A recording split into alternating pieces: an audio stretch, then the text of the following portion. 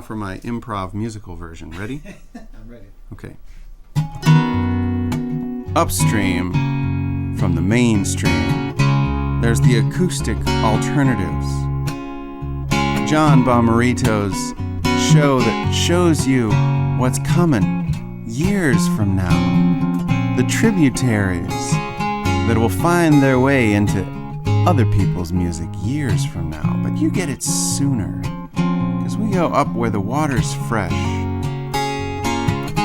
into the tributaries where the music is just springing fresh from the sources. So, welcome to it. You deserve it. Here it is. You found the source. The Acoustic Alternative, John Bomarito's Acoustic Alternatives on WHFR.FM.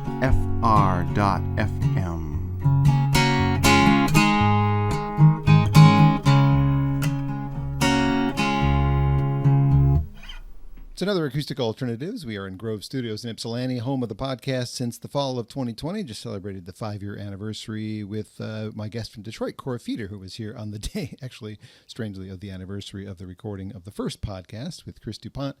And today I welcome a guest I am a longtime fan of, the USA's David Wilcox, not to be confused with the Canadian blues artist of the same name. He released his first album in 1987, coming up on the 40th anniversary of that one, actually. I wasn't on board yet then, sadly, but A&M Records got on board on the next record, How Did You Find Me Here?, which included some of his most popular and some of my favorite songs in his lengthy career, Eye of the Hurricane and Rusty Old American Dream. This expanded his reach into more ears, including mine. A big welcome to David Wilcox. Hello, Hi, David. thanks for talking to me. This is fun. It's great to see you again. It was 20 years ago that I had my first interview with you on a show also called Acoustic Alternatives, which at the time was at WHFR in Dearborn. We had done a phone interview prior to that, but you were in the studio promoting a new record at the time, and you were playing the Ark the next day or something like that. But I've had the pleasure of visiting with you many times, and it's just always fun to chat with you about music. Thanks. And how did I find you here? Indeed, well, a lot of artists, I can kind of remember the first moment I heard their music. And to me, it's been so long, it's hard to remember, but I'm pretty sure it was the KCRW collection that they included Chet Baker's Unsung Song on. That was my ooh, who is this? And what is this? So it was a moment that I became a fan. And with you, it just seems like you've been part of my musical landscape for forever. The kind of music that you play and the kind of music that I've played on the radio for the last 20x number of years, whatever it's been, you're largely tied with that sound. So the new album is called The Way I Tell the Story, and I will dig into that story. But yesterday at the Trinity House Theater, you did something that's a really nice lead into your life. Yeah. What is this song called? What's the story? It's about where I'm from. And, I'm from nowhere. If only I was from Texas, I'd dress in a western shirt. I could wear those boots and feel my roots kicking the down-home dirt. I could tip my hat and say, yes, ma'am, when the barbecue's red hot. If only I was from Texas, I wish I was, but I'm not, 'cause I'm from nowhere. You see, John, in the beat-up buckle of the Rust Belt, where the fields of soybeans grow, I made a vow and I'm grateful now to be free from Ohio. It's a marvelous thing to be from there, 'cause no matter where you may roam, you're bound to feel you found better, and you never have to go back home. I'm from nowhere, the Midwest. Each place you go there, like all the rest. No air of mystery rolls off my tongue. No sense of history from where I'm from. No sense of history from where I'm from. I wonder why. Well, General Moses Cleveland surveyed the Western Reserve. The Treaty of Greenville granted the Indians rights they rightly deserve. You could call the white folks settlers, but that was a school book lie. What they did was unsettling sovereign peoples and tribes. Straight street houses, flat green lawns. Once this was forest, but now that's gone. No sense of history, 'cause all we learned in school 'cause we all had a happy Thanksgiving, and nobody ever was cruel. Well, this land must have had stories nobody here can recall. We dug up all of the native graves to build the Great Lakes Mall. We like to think this is nowhere, a suburb so serene. No murdered women and children, no blood on the battle scene. I'm from nowhere, fly over land. Newscaster plain speak, boring and bland. No air of mystery rolls off my tongue. I'm from nowhere, what have we done? No sense of history from where I'm from. I'm from nowhere, what have we done?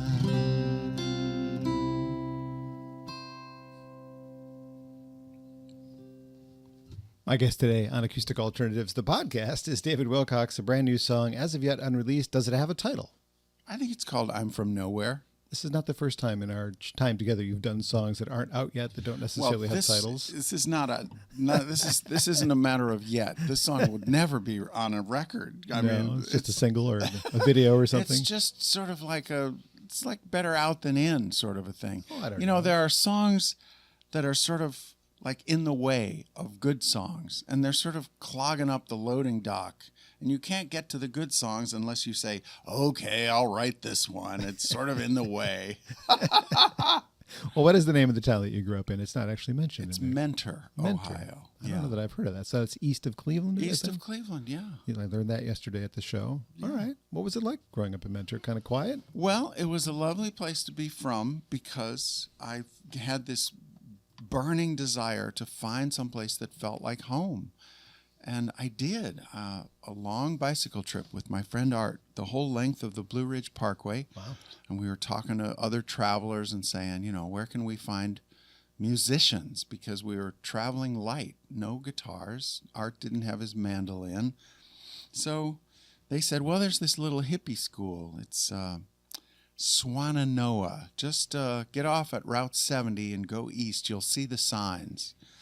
And we did, and we both wound up going to that college, and Art wound up working at that college, and it was a lovely, lovely thing. It was a great find. And as a child, did you know that guitar and singing was going to be something that you would do for a career? Not at all. No? I didn't play guitar till I was 18. Wow. And I didn't sing till I was 20. I was pretty sure I couldn't sing, and so that made it correct that I couldn't, because if you think you can't, man, you can't. I've recorded myself singing, and I'm pretty sure no one wants to hear it, so I'm pretty sure not everyone can sing. Everyone can sing, but not well. How's that for? Well, I couldn't sing well at all because my voice was all buried in my insecurity, and I was doing this affectation of some other, I was trying to be some recording artist that sounded like a real musician, so I couldn't sound like me. And then I got tricked by this lovely woman I was running in the woods, and we were running together, and we stopped looking at this waterfall, and she did this kind of a parody of an opera singer, right? She did this kind of, the glory of nature and all that. So she did this grandiose note soaring up to the heavens, and she kind of elbowed me like, you do it too. Because all the while I'd been asking her to sing, because I could play the Joni Mitchell songs, but I would never sing, so she could sing. So she elbowed me, like, do the thing, do the opera parody. And I did. Oh, and she kind of thought, uh-oh. And I said, what? She said, you can sing. I just heard you make a note. I said, no, that was... She said, you're going to have to sing for me. Come on. And I did. And she said, don't sing like Jackson Browne. Don't sing like James Taylor. Just sing like you. I said, I don't know what that sounds like. And we worked on it for a while. And every once in a while, I would stumble across a note that sounded like, I don't know, nobody else. And she said, well, that must be you. And so that was a really wonderful time to find my voice. The music you were listening to is probably some of the people you just named, right? Yeah, The sure. songwriters of the 70s that were Yeah. that great sound that emerged at that time. Yeah. You mentioned a singer yesterday as well that became a mentor of sorts. Bob Franke. Yeah. How did you come to find his music? Let's see. Somebody's living room. They played me a song. They played Hard Love, and I think it was the Tony Rice version. And Tony Rice just sang the hell out of that Bob Franke song. And so I came to Bob Franke knowing that he wrote fearlessly, probably because he sang a little awkwardly. He enunciated just way too much because he worked so hard on those words. He wanted everyone to hear them. And I don't know, it had a little... It didn't sort of flow as much as when Tony Rice sang it. And so I started listening to all his songs and learned a lot of them.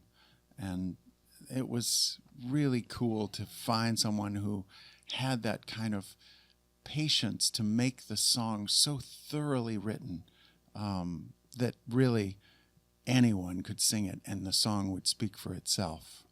And so it gave me the courage to sing because it wasn't the sound of my voice that was worth listening to, in my opinion. It was, well, this song has ideas that will change your life.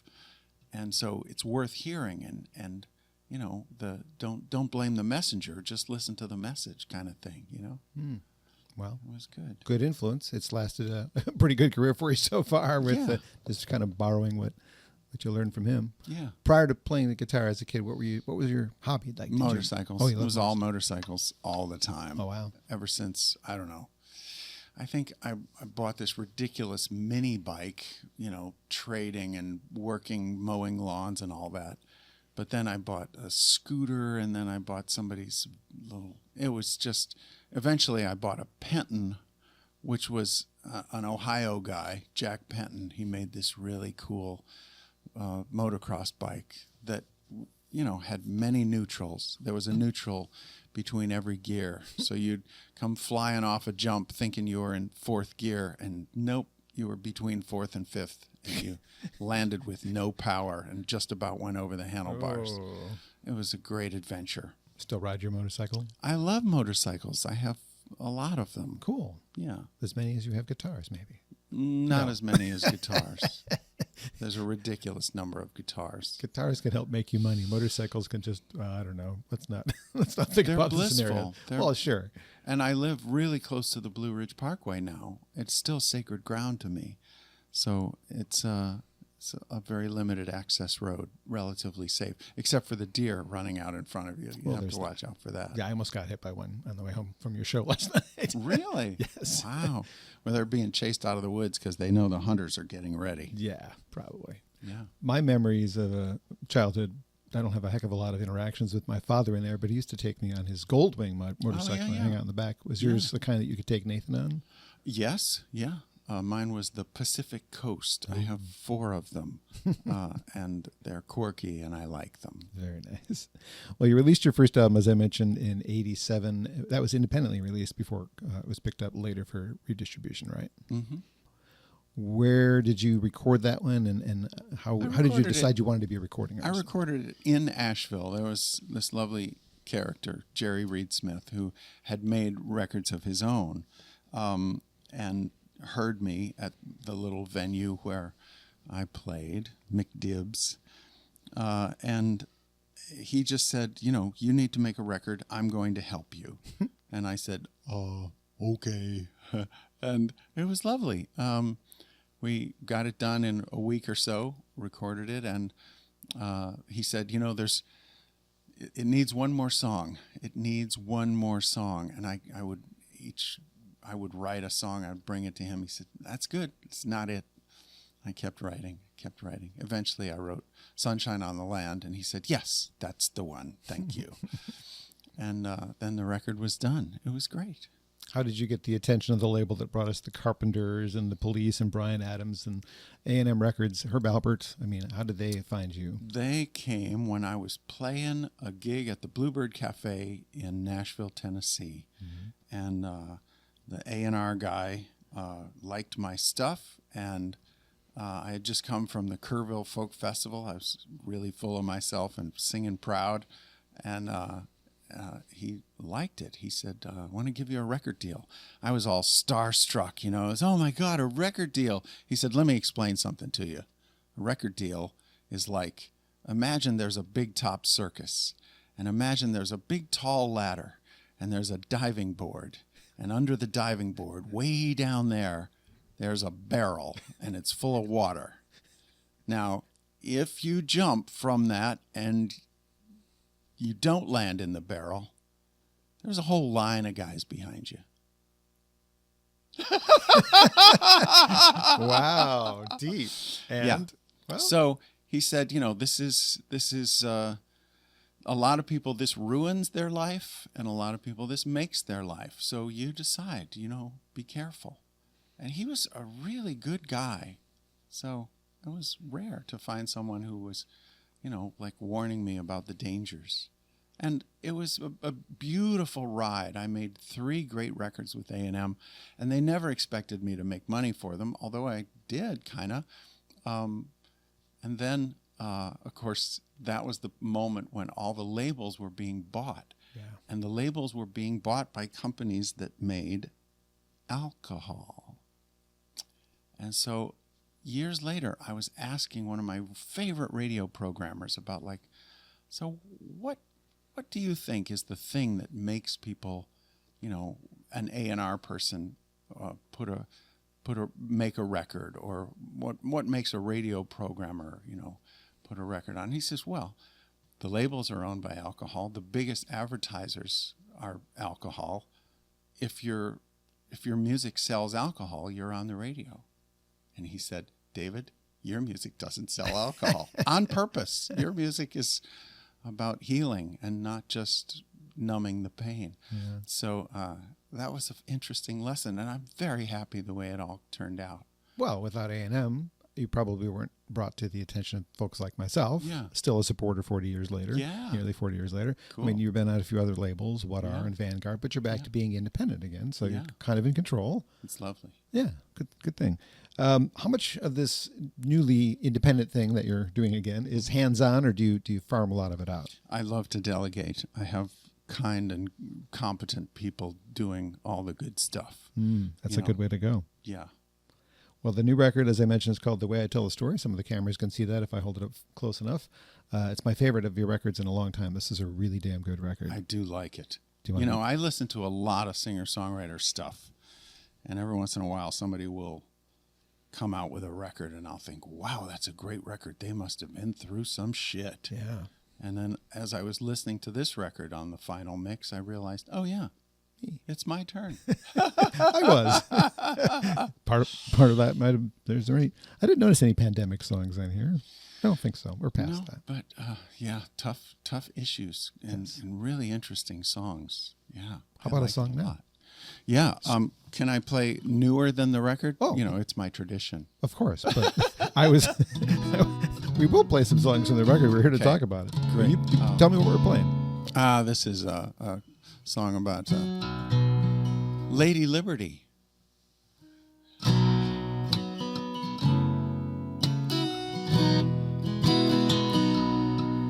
Miss Liberty got handcuffed for dreaming the American dream.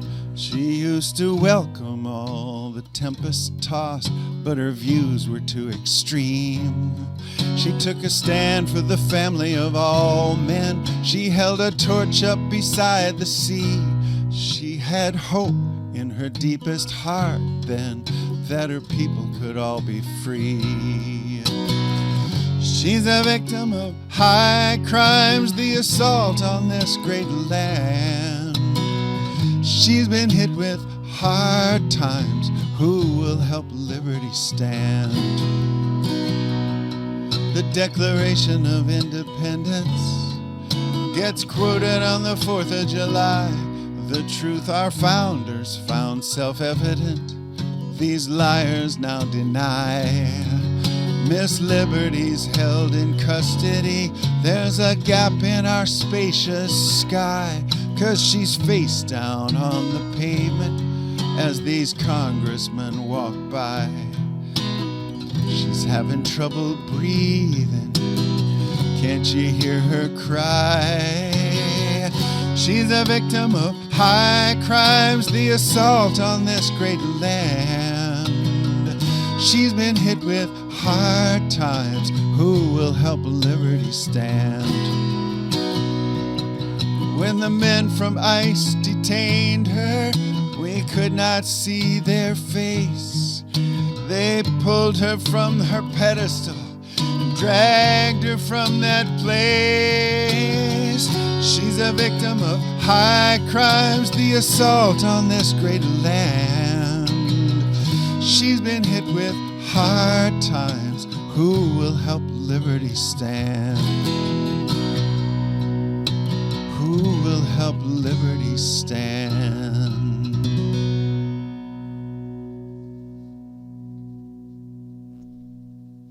David Wilcox is my guest on Acoustic Alternatives. We are at Grove Studios in Ypsilanti, grovestudios.space. If you want to see the other spaces that you can rent in this facility, there are 5 rooms and different sizes. This is the biggest one. David, if you ever come through with a band for a show, which I don't think you've done in quite some time, you could rent this space anytime, 24/7. You want to be here at 2 in the morning, you could be. That's a strange time, but all the spaces are available to rent for either a practice of the music kind, podcast recording like myself. There's got a room just a couple doors away where DJs can practice their mixing skills outside of the apartment they probably live in and blast it really loud so they know what it sounds like in a club. You can do that here. So it's a really cool space. I've been coming here for 5 years and doing the podcast, grovestudios.space. So grateful to them for allowing me to have a space to do that. That song is going to be called Miss Liberty, I'm guessing, perhaps? I think so, yeah. Still pretty or maybe new. And Help just Liberty Stand. one of those two. Yeah. It's all good. Yeah.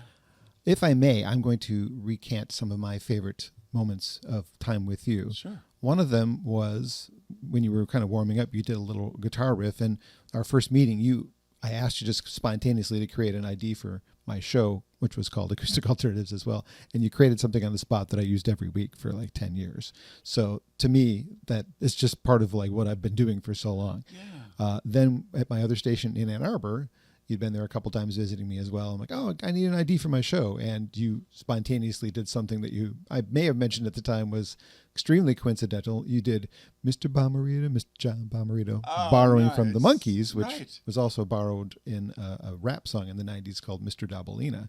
When I worked in a record store when that song was a hit, one of my coworkers used to walk around singing Mr. Bomarito, just like you did it. Like, there's no way John Nank and David Wilcox know each other, but they both did the same thing. It was just, It's just one of these really weird moments in my life. Yeah. And I have a favorite moment of seeing you in concert. Actually, maybe you told us during an interview, but I feel like it was a concert. And is that the graphite guitar that you've toured with for years? This is one of 6. You used to tell a story about the people that would go to the factory and to get jobs, and they would show them. They go send them out into the dumpster and try to break the pieces. And I always remember that story when I think about the guitar. You told that story and just made me laugh. And these beautiful Rain Song guitars are no longer made. Uh-oh. But you can still get them on eBay. What happened? The company didn't They just decided they were done. Yeah. That's a pretty good way to tour, not worrying about it getting cracked by anybody. Very nice, yeah. Well, there's a few of my favorite moments of just time with you and having you be part of my life for all these years. So, unfinished songs. Do you have many of those? Lots. I have more unfinished songs than finished songs. How do you decide which ones get finished? I keep working on them, and sometimes the song doesn't know what it's for. I think a good song, if it moves you in a direction, and you have to decide, is that the direction you're going? You know, sort of like if you're hitchhiking and somebody says, I'm going to such and such. If that's the wrong way, you don't get in. So there are songs that I think, it's a good song, but I'm not sure that, it's sort of like the song is good at what it does, but I'm not sure that what it does is good. And there are some songs that are just kind of maybe cathartic, and that's good for once or twice. You sing them, and then you feel what you need to feel. But, it's not a song I want to live into. And so it just kind of fades away. Do you have people you run those by and say, is this one a keeper or not? Oh, yeah, lots. There are, a good bunch of people who get first listen. And that's also part of the fun of being in this songwriter group. There's a private Facebook group of 12 of us from all over the country, interesting writers. And, I'll post something. I'll say, what do you think? And it's really fun to get good, honest, competent advice. It's peer feedback. That's great. It's really good. I'm not going to do this, but last night somebody asked for a song you hadn't played in for a long time. And what if, without the use of your phone, how many of your songs do you think you could do without looking at them? Because you've got a lot of songs. I would guess maybe a third, maybe less. Yeah, maybe 100 songs. That's, to me, that would be the hardest part about being a performer, is to remember everything. Yeah, but I know a lot of songs. If you bring up the lyric on the phone, you can get through it, and that brings it up to about 200, 300.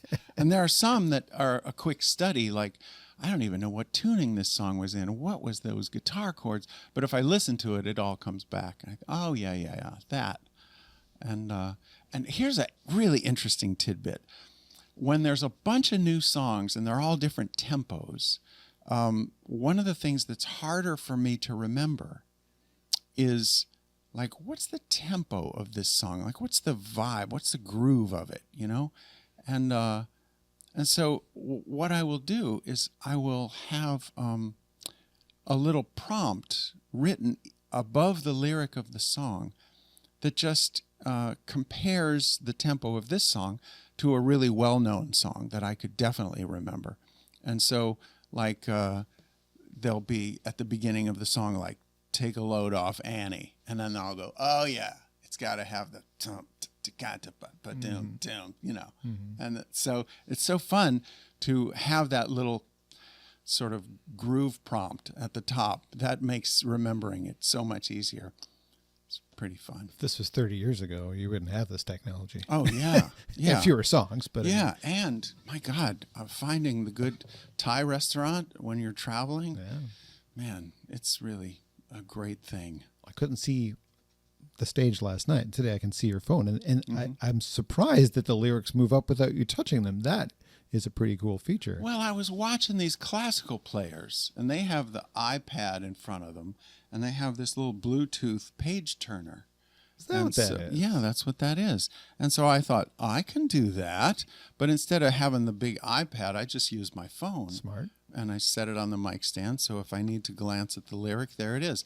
And, I could feel bad about that, but, if you look at those videos of, like, even Bruce Springsteen, one of those monitors in front of him, it's not a monitor.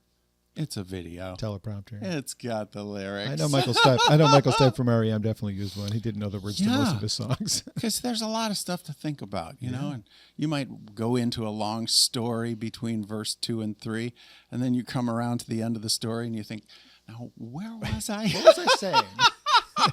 Getting older. And there's that contagious laugh I love. Yeah. Well, if I'm doing my counting right, The Way I Tell the Story is your 18th studio album. There's been a couple live albums in there. And a couple sort of digital-only releases. That's true. Yeah. Yeah, there's a few of those. You've enlisted the help of some vocalists all along the way. Mary Chapin Carpenter, Ashley Cleveland, Jennifer Kimball, Jonathan Brooke, Nance Pettit, surprise, Alison Krauss, Jars of Clay, Peter Mayer, who you actually covered Holy Now on our first session together, one of his songs. Yeah. Introduced me to him. Alice Paul's on the new record, and newcomer Sam Robbins, who I hear in the first track. Alice has not been a guest here, but Sam has been, not too terribly long ago. It's nice to hear you working with the voice of these younger, and I'm sure, because I've been watching videos of him, and I'm on his Patreon page. He's definitely, a student of yours in a way, like you were a student of your mentors. Yeah. Are you seeking these people out to work with, or are they finding you? They find me, yeah. Sam came up after a gig. I was playing in Maine, and I love when people start a conversation in the middle. They're not like, hi, my name's Sam. They start with a really in-depth question that lets me know that they know a lot about what I'm doing. And that's kind of a beautiful welcome, because we know that we can just get right to the heart of it. And so he, said, "Can I give you some music?" And I listened, and it was good. And he's, one of these really competent, he knows all the really groovy chords. Mm-hmm. And so I like writing with him. He can take a song in a different direction that challenges me. And I have more experience with mapping out the story, the arc of this song, and knowing what it's supposed to feel like. And he has more experience with, yeah, well, you always play that chord. How about this chord? And I go, what is that? He's a great guy. It's lovely. I can remember the song from him that turned me on to a fan. It was the Hard to Hate song, if you've heard that one. Hard to Hate, someone who's right in front of you. Yeah. That one was like a aha moment when I heard it live. Yeah. It just turned me into a fan. And he wrote about working with you in one of his recent posts and called you meticulous in your working style, revising, revisiting. He called it amazing to witness. Have you always kind of worked that way? The fun part for me is the rewriting. Yeah. I'd rather be in the middle of working on a song than have one finished, because the process of working on it, as long as I'm working on the song, it's working on me. It's changing how I think and how I feel about something. And that's kind of why I write. I read that same kind of thing when Barbara Kingsolver was asked about why she writes novels. And she said it's a way of delving when there's a question that I can't figure, like, where do I stand on a certain idea? She thinks, maybe the way to understand that is to spend some time in that place of, I wonder what this feels like. I wonder where this is going. And as the book gradually unfolds, her clarity about sort of where she stands on an idea comes clear. And I love that. I love to have that as a goal in songwriting means there's no gatekeeper. This is like therapy. And it's not the songs you're after. It's the life. It's a life that's vibrant and full and interesting and just more alive. I love it. On your last trip to Michigan, you toured a bit with another two-time guest, actually, on the podcast. Mm-hmm. The first time he came in, he was Kyle Rashi of Chain of Lakes. And the next time he came in, he was Kyle Joe. Same guy. Yeah. And you wrote a song with him as well.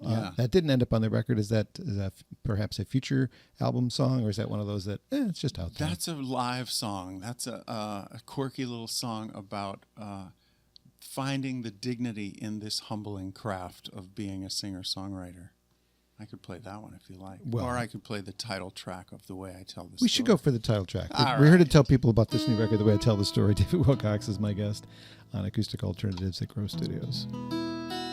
See, if you look at the top of this lyric right here, it says, rhythm, take a load for free.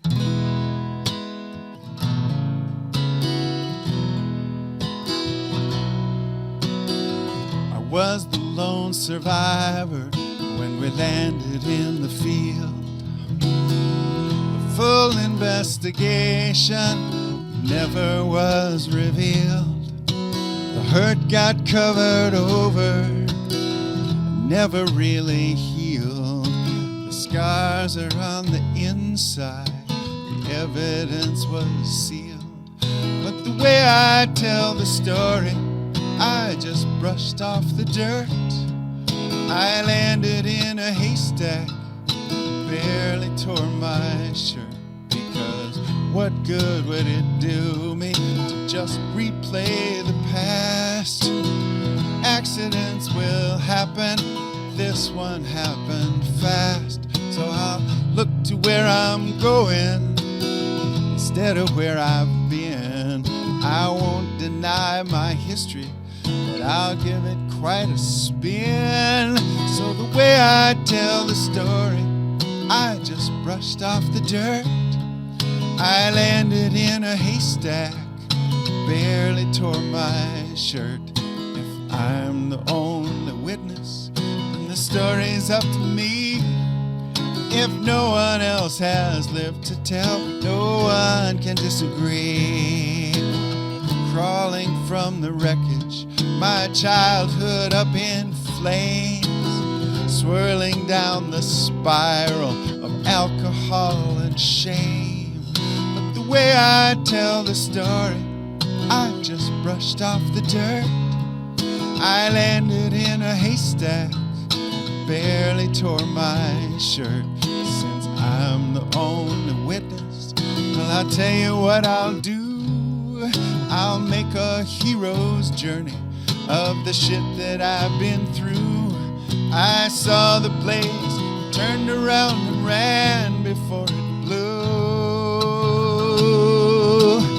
You can't say I crashed and burned, but I can say I flew. I flew. I flew.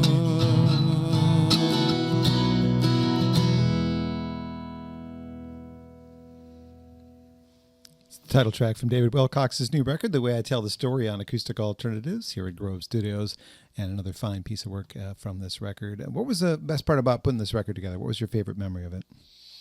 Wow, I think hearing the beautiful tracks from all these great players. There's so many fantastic musicians on this record, and name names. I'm so grateful that you can send a little MP3 across the country or even across an ocean and say, hey man, can you just do your thing on this and send me back the WAV file? And they send 5 or 6 different choices, and then you set it all up in Pro Tools, and it's just magic. I just love it. And that's the part for me that's so fun about the people that I've known all this time, that they know sort of what it's supposed to feel like. They know how to complement what I'm doing, and they listen so well. It's just a joy. I love it.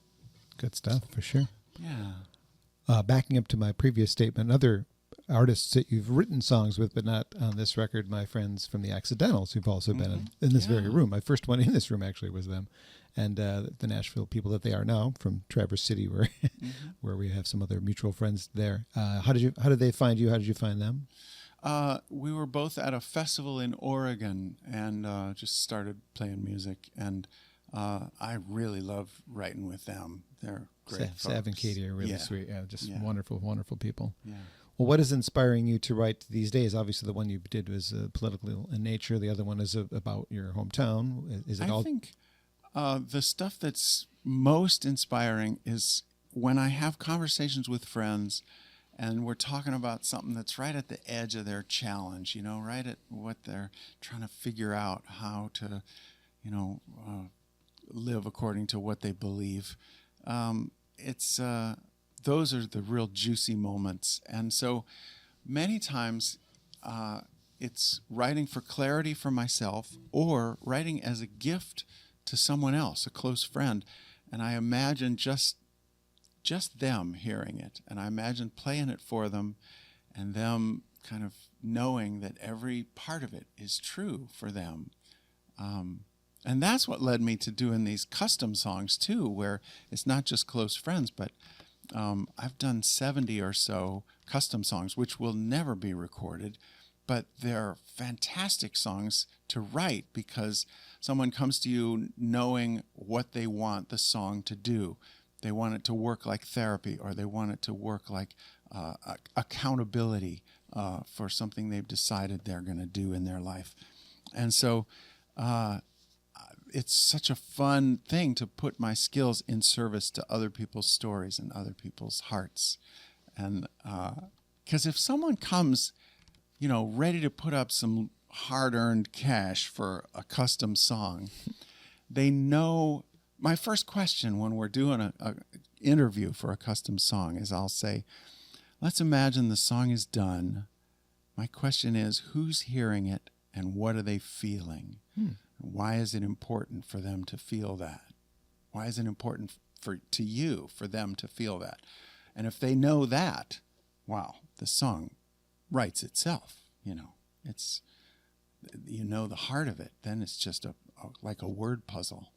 You did one of them yesterday in concert, which surprised me too. But that was really cool. Those are great. I love them. Kind of reminded me that through your career you've written from different perspectives. You've written you've written that you're an automobile. You've written about the three brothers, and it's really about being, and you've written personal stories. I imagine perhaps knowing a little bit more about your life history that Covert War might have been from your personal perspective of your parents. Yeah.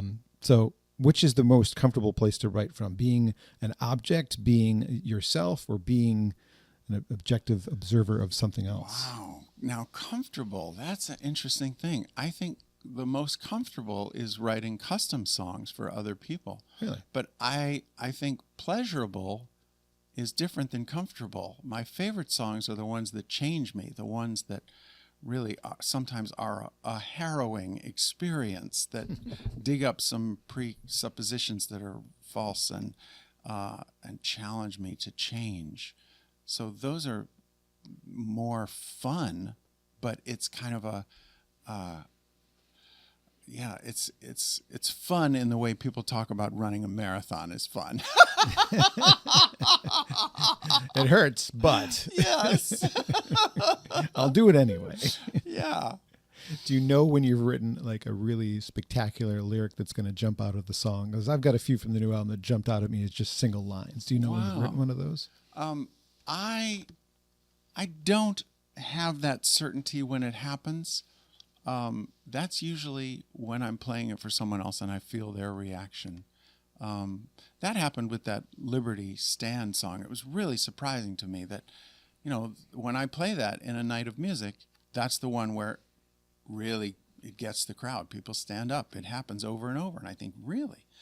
And I think the succinctness of that and the fact that it has that sort of one remove away talking about the Statue of Liberty. Yeah. But what are the lines that you found? You actually just sang one of them. You could say I crashed and burned, but I can say I flew from the way I tell the story that jumped out at me. You sang it differently yesterday, but on Roses, that's the piece worth fighting for. You changed it yesterday. Yeah, waiting, fighting. Sometimes it's waiting. It depends what I'm feeling. On the record, it's fighting, and it just felt like, ooh, that's a good twist of thoughts, like piece worth fighting for. I like that a lot. We're not talking about a piece of turkey on Thanksgiving either. The center of the compass does not know the needle spins. I'm so glad you like that, because that's one of my favorites, and I think that goes over some heads. Yeah, I really like deep. It. And, for me, when I sing it, I'm feeling the Still Point, the Jonathan Brooks song. Yeah. So, yeah. Great song. Yeah. Do you have a favorite yourself on the album besides that one? Nah. I think my favorite song changes night by night because it depends which one. The best song is the right song at the right time for the right person. And so, like, if somebody says, hey, can you play me a song? I'll say, so how are you today? How's it being you? What's the thing that's sort of not settled? Or what's the thing that's sort of front and center in your heart? And then I'll know, you probably need this song. Yeah. It's very intuitive and very, very kind of you to listen to people that way. Yeah.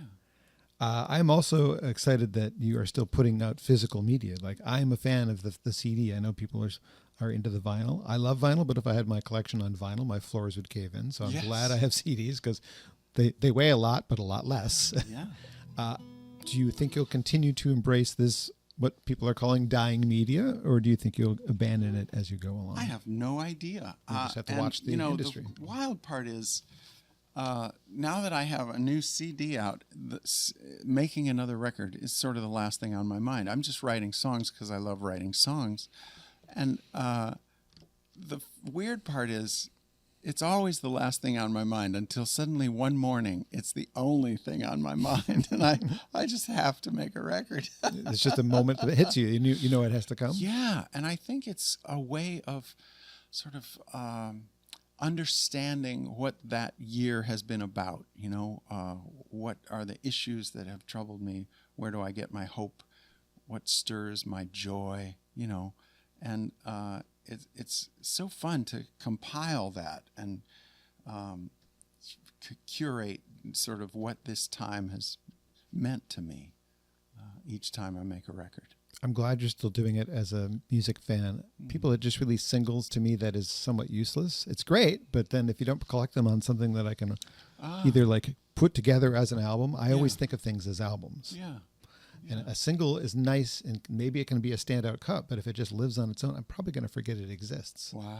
That's just the way I am. I mean, part of it's also being years in radio where I've dealt with pulling CDs off the shelf. And in radio now, a lot of music is sent to us digitally. Yeah. We don't see those files. Yeah. When you're trying to curate a show with thousands and thousands of choices, what can I see? Right. Yeah. So to me, this is still a smart move, especially for cool. You're not going commercial radio likely. It's more the independent stations and non-commercial NPR, whatever. Yeah.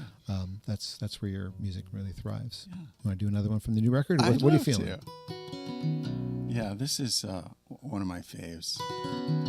This is a song called "The Beautiful," and it's a song about making sure you tend to your emotional buoyancy so you don't sink in the sea of sorrow.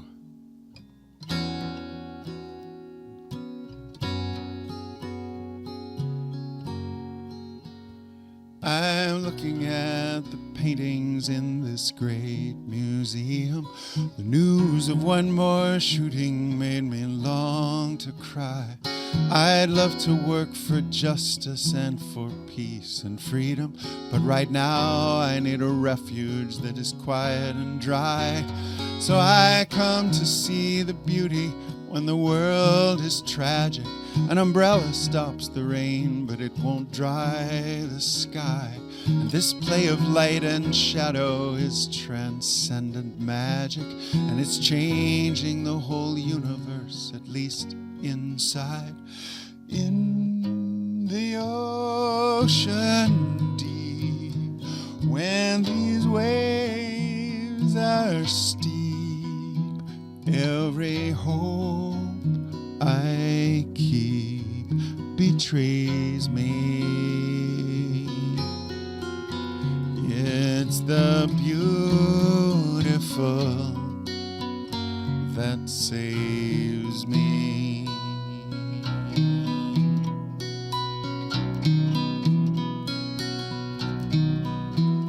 Now I'm walking past these priceless works of famous artists, but in between their canvases, it's cold white walls. These painters found a crucible for their catharsis, but they knew that no rendition could contain it all. I am fearful of the riptide in the sea of sorrow, and I don't have enough faith to make these waters part. And if I venture out there, I would drown a martyr, and it feels so overwhelming I can barely start. In the ocean deep, when these waves are steep, every hope I keep betrays me. It's the beautiful that saves me.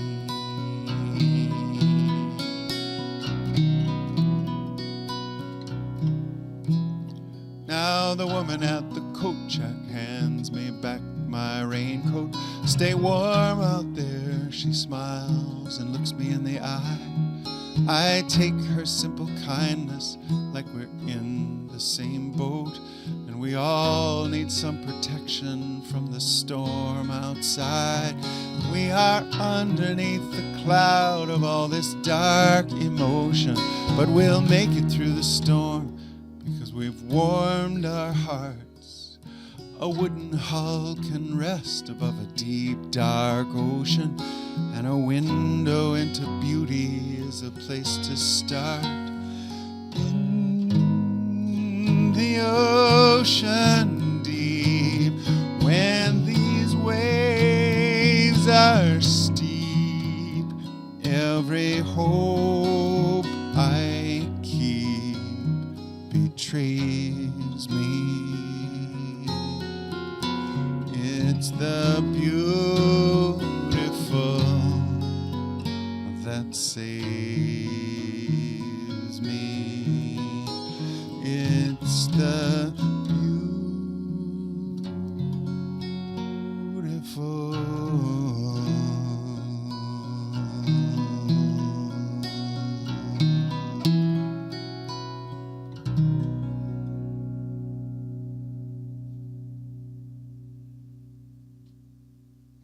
It is, in fact, beautiful.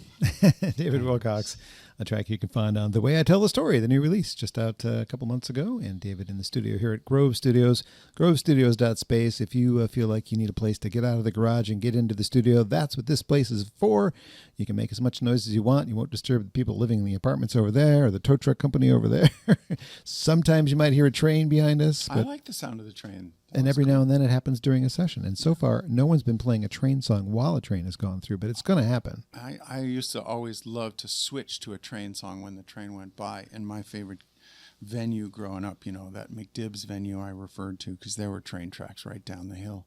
And I would go into Railroad Bill or some such thing, It was great.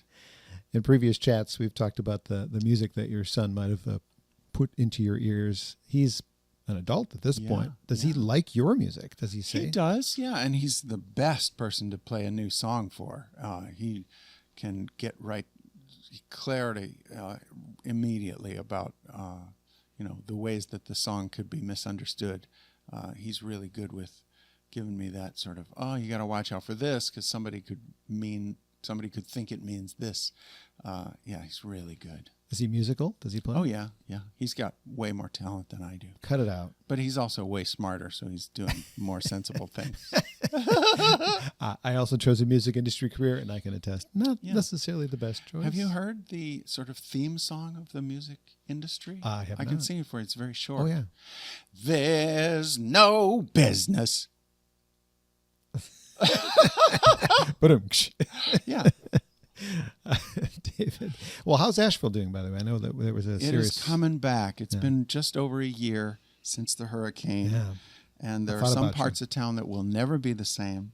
And there are some parts of town that are built back and are going strong.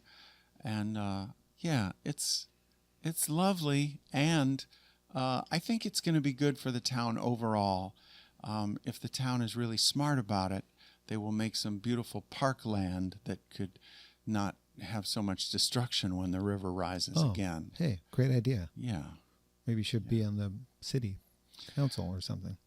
There are some good people on the city council, and they're working hard to see if we can be smarter this time. Well, like I said earlier about Mandolin and Chris Thiele going together, Asheville and you, in my head, actually go together for some reason. I guess because you've lived there most of the time that I've known you. So I'm glad to hear it's coming back. I'm really glad that you made time for me today, David. Thank you. Thank you for playing these songs and You're telling so your good. stories. I love that you love music so much.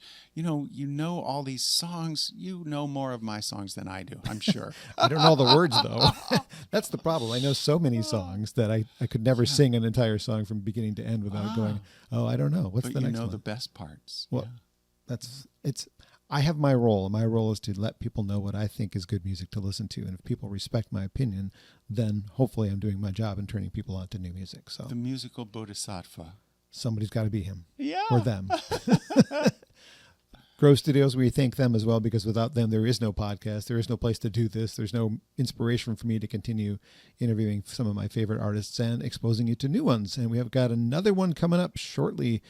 Jen Siggett from the Michigan music scene will be my next guest after David Wilcox. And then for the first time, I'm going to have a jazz artist on, because now that I work for a jazz station, I'm making relationships with those.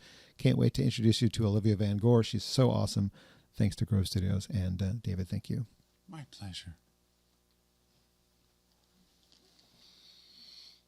I'm David Wilcox, and this is the Acoustic Brunch with John Bomarito on Ann Arbor's 107.1.